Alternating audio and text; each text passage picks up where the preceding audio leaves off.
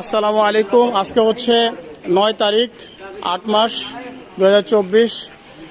Regular আমাদের ছাত্র ভাইরা আমাদের এলাকাটা আপনার দায়িত্বর সাথে আপনার পাহারা বিভিন্ন এলাকায় চুরি ছিনতাই ডাকাতি হচ্ছে, যার কারণে রেগুলারলি ভাবে দেখেন রাতের ঘুম হারাম করে জনগণের পাশে এই সমস্ত দেখেন ছাত্র ভাইয়েরা নিজ উদ্যোগে বিনা পারিশ্রমিকে বিনা পয়সায় তাদের সময়কে দিয়ে জনগণের খেদমত করতেছে।